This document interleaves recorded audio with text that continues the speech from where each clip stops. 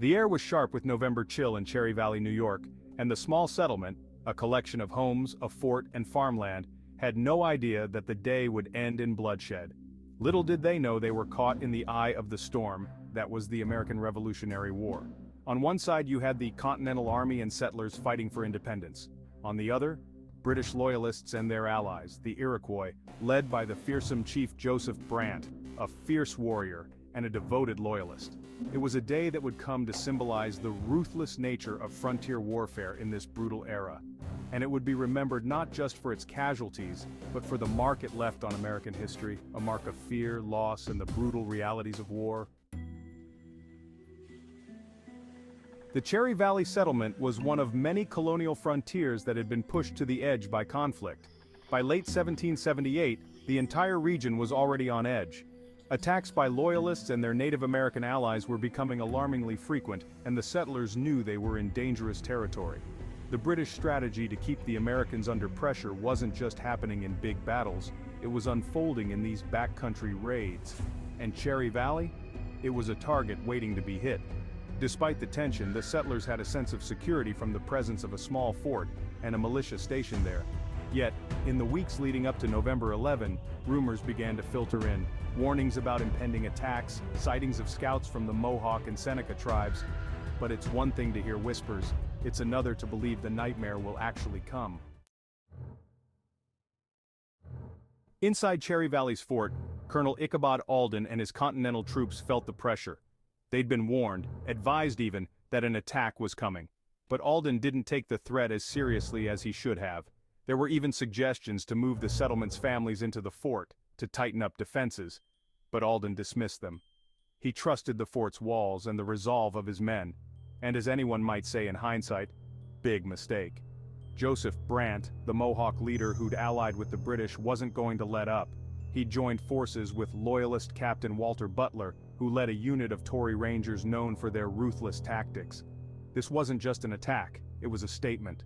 Butler and Brant wanted to show the Patriots that they weren't safe, no matter how far they ran, how many forts they built, or how heavily they armed themselves. The dawn of November 11 broke cold and quiet. Then, without warning, the silence shattered. Brant, Butler, and their combined forces of Loyalists and Native American warriors stormed Cherry Valley with an intensity that none of the settlers were prepared for. The settlement descended into chaos.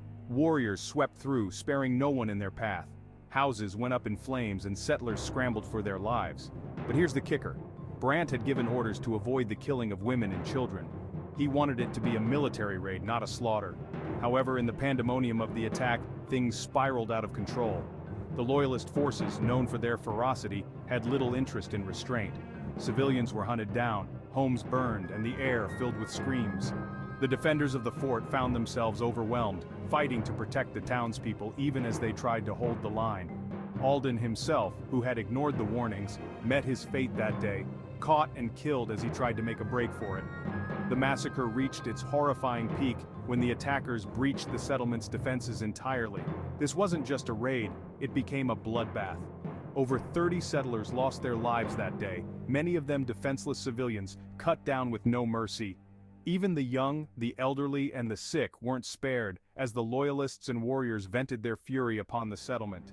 In the middle of this horrific scene, Joseph Brant reportedly tried to restrain the killing, shouting for some measure of restraint, but by then, it was too late. The storm had broken, and Cherry Valley was left a smoldering ruin. Buildings burned, fields were trampled, and families were left broken. The tragedy at Cherry Valley became one of the war's darkest moments, a brutal reminder of the cost of this battle for independence.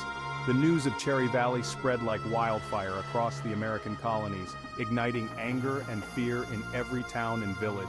This was no ordinary battle.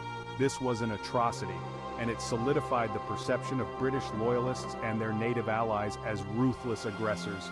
Calls for revenge echoed in the hearts of patriots everywhere, and the massacre fueled even greater resolve to fight.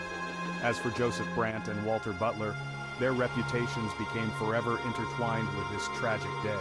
Brant, already a controversial figure, found himself seen as both a fierce leader and a figure of terror. And Butler? the man's name became infamous among patriots, a symbol of loyalist cruelty that would linger in the revolutionary narrative. The Cherry Valley Massacre left a dark scar on the American frontier and became a rallying cry for the American forces. It marked a brutal chapter of the war where the lines between military and civilian targets blurred. For the Continental Army and the settlers, it wasn't just a fight for independence anymore, it was a fight for survival, for the right to live without the threat of this kind of violence. In the aftermath, the massacre inspired more stringent defense measures and retribution raids, leading to an intensification of frontier warfare.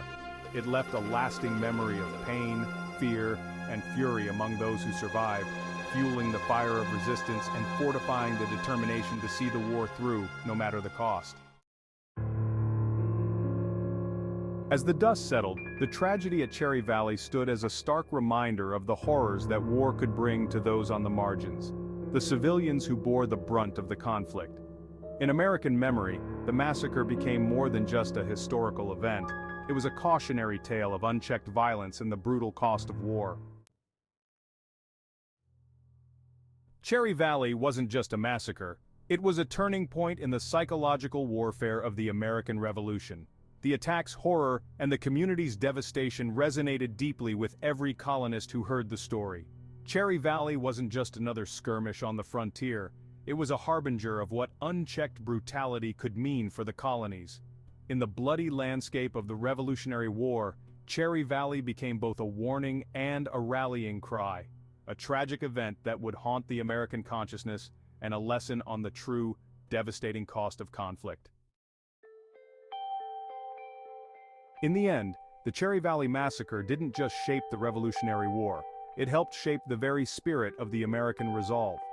Through the loss, the trauma, and the unthinkable violence, it hardened the hearts of those who longed for freedom and stoked the fires of the American fight for independence, ensuring that the memory of that dark day would echo across generations.